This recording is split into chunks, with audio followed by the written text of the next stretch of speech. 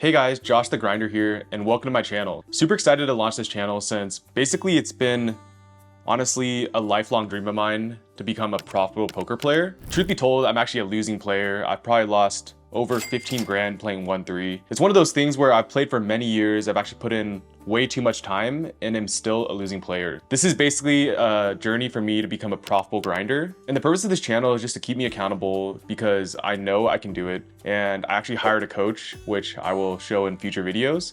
So basically, as you can see from the chart, I've lost almost $15,000 since 2022 playing 1-3. I'll pop the stats up. This is one of the worst stats you'll probably see. I know like most people are losing players, but most people also quit when they start losing, whereas, your boy's stubborn and just didn't learn his lesson. So I'm basically giving myself the next 4 months with a $4,000 bankroll at 1-3 to see if I can become a profitable player. Super excited for this. Currently I'm in Las Vegas, Nevada. No better place to grind, except for I heard that the games here are pretty tough, but yeah.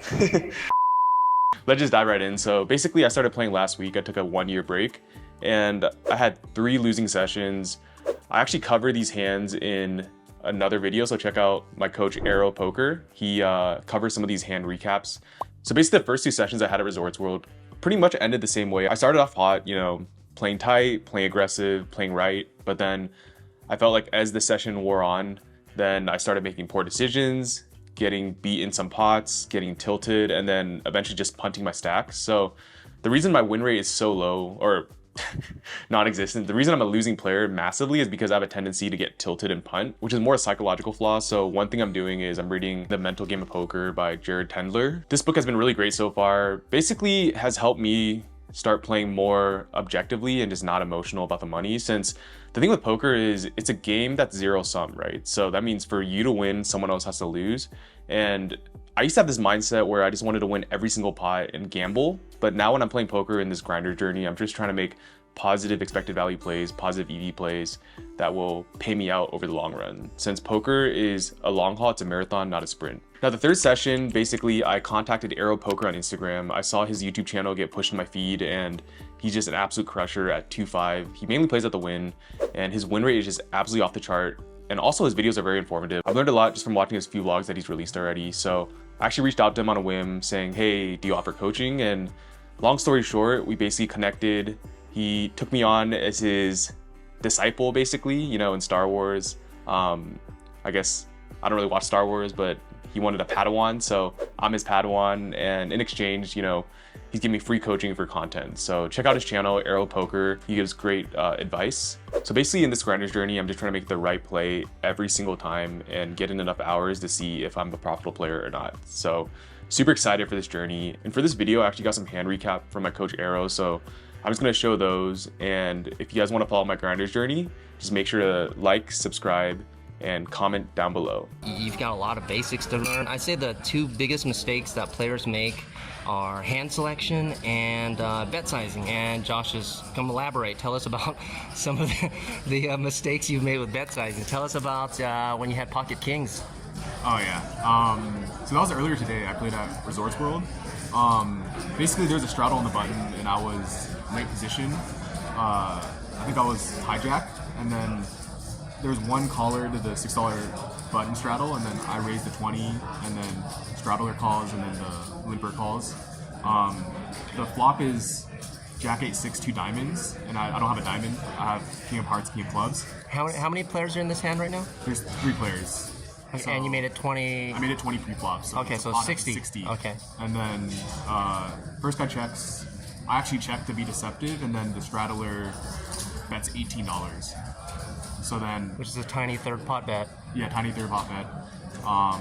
The other guy comes along, and then I bet. I raise it to 50. So I check raise from 18 to 50.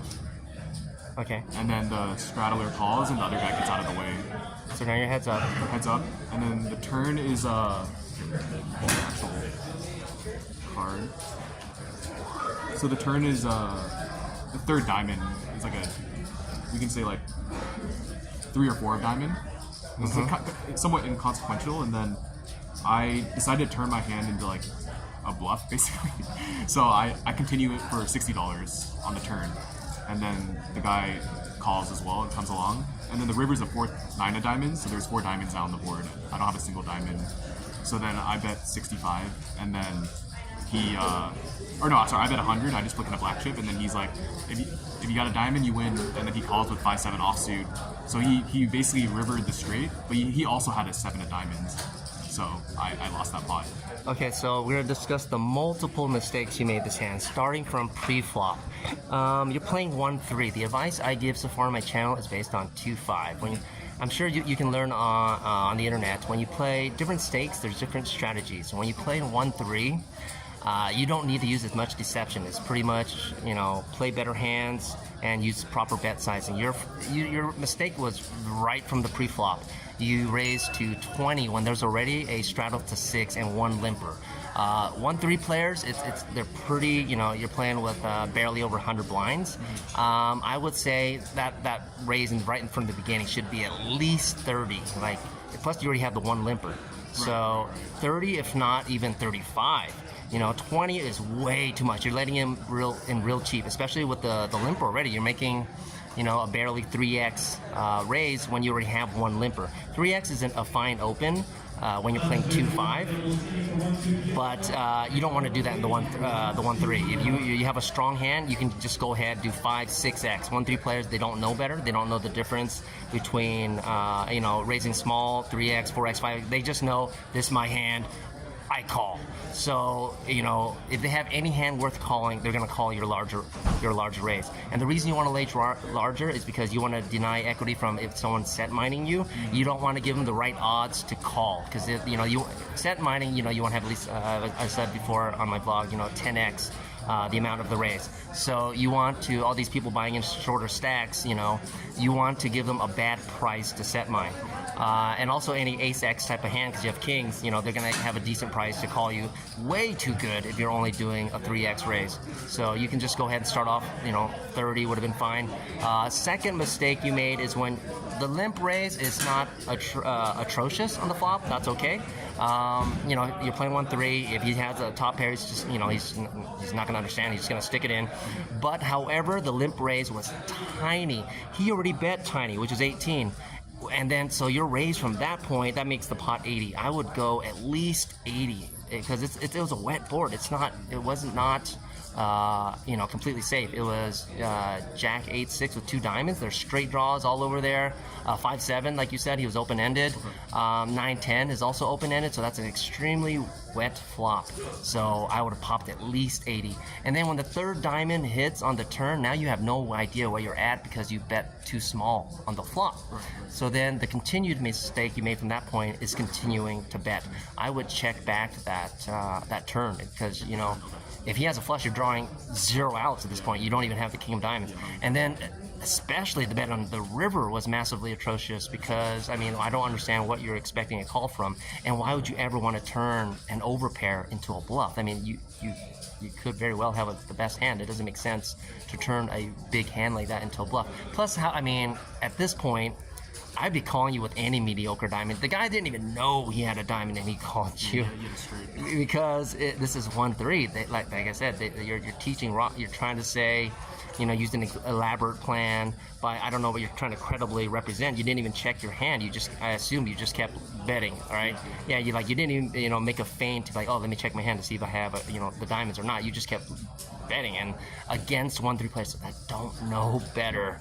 It's, they're flat earthers, man. You're telling them that there's rockets and the moon is out there, and they're like, what the freak you talking about, bro? Yeah. I got top pair, I call. I got straight, I call. The 1-3 league, you want to be just very straightforward. Play better ranges. All those hands I talk about, 10 jack, jack queen, king 10 offsuit, those are all mucks.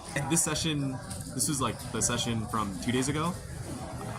I'll tell you a hand where I won, but it was not the right play. So, I think I'm big blind with 7-10 suited. One guy limps under the gun or under the gun +1, folds over to hijack. I think late position. He bumps it up to 20, and then I call from the big blind with 7-10 suited, and so does the other guy. So it's 3 ways to the flop. Flop comes 7-8-8 with 1 diamond, and then Was this a straddle, or you just called a straight 20 with 7 called 10? straight 20 with 17 suited. Okay. I assumed the guy behind me was going to come along who limped, so then it was like a $60 pot. Check back to the original razor, and then What was the flop? 7-8-8 1 diamond. 1 diamond? And I had 7-10 of diamonds. Oh, okay. So I had a backdoor flush draw in a pair. Bottom pair. So then, and then the original razor bets 40 or 50. It was like around half pot. So I flat call, and then the guy to my left, he was short stack, so he like shoved for 100. What was his position? Did he check and to the original both razor? checked, yeah, we Oh, both okay. So he checked. jammed. He checked jam. Short stack, and then the original razor just flat calls. What was the original razor? What did he bet? And what was the jam? Well, He bet 40 or 50 into a pot of like 60. yeah, appropriate. And then I called the shove as well, so it was like heads up to the turn. The turn is a 6, check. River is a 9, so I get there with my straight, and then I bet 100, and then he like side called, and it turns out he had pocket jack, so I was just absolutely crushed. So Did the other guy show what he had? he just mucked. So Oh, okay. I think he was like tilted from a previous hand, so I don't think he was strong. Okay, so this hand is one where you ended up winning, but I feel that you made multiple mistakes. It starts off from pre-flop, 7-10 suited out of position. A raise of 20 is actually really big. In the 1-3, standard raises are 12, 10, 12, 15 for pretty big hands, ace king, ace queen type. 20 is almost always an overpair like you had. So you're calling with 2 unders and a double gapper out of position. That was mistake 1. Mistake 2 is when it flopped 7-8-8, you literally have bottom pair, bro. You're like, any overpair, you're drawing to 2 outs on a hand that won't get paid. And if someone has an 8, now you're drawing to runner specifically. You don't even have 2 outs. You have runner outs. You're like, oh yeah, runner straight, runner flush. 2 different draws, baby. That's like playing 7 deuce. You got all sorts of different draws. But especially when the guy check jams, you can assume that he's tilted or whatever, but more often than not, that just seems like an 8 to me. I mean, especially when the original razor bets 40. Okay, you already made this mistake pre-flop. So when he bets, 40 or 50, I can see calling there, not definitively, but he could have 2 overs, just 2 random big cards, so I can see a call there. But once the guy in the middle jams and the original razor still calls, that's another mistake. You're definitely drawing to 2 outs or less there, a common scenario is like the middle guy had an 8, the other guy, had obvious overpair, and you're drawing to runner only. My thought process was because I had the backdoor flush draw as well. I wanted to evaluate the turn, but I think I just fold there. Oh no, but the problem is that the pot is getting too big. Okay. Any backdoor draws is roughly 3.5%, or the equivalent of about 1 out is how you can count a backdoor draw. You have a backdoor straight and a backdoor flush draw. So in this scenario, since we don't know the middle guy's cards, just you against pocket jacks. You've got 2 outs for your 7, a backdoor straight and a backdoor flush, giving you the equivalent of 4 whopping outs, the equivalent of gut shotting for $100 shove, which is 50 awful. 50 more. Yeah, exactly. But you're calling, both times bad. It's like, and that's just his hand. That's not including the other guy's hand. And so if you ever, you're gonna call for even for 50, for the equivalent of $50 with 4 outs, you're gonna need to win over 500, way over 500, because the stats are just not that deep at 1-3. So this is Josh. This is how he's starting off. He's pretty big losing player. We're gonna continue this series, and we'll see how we do the next time we talk to Josh.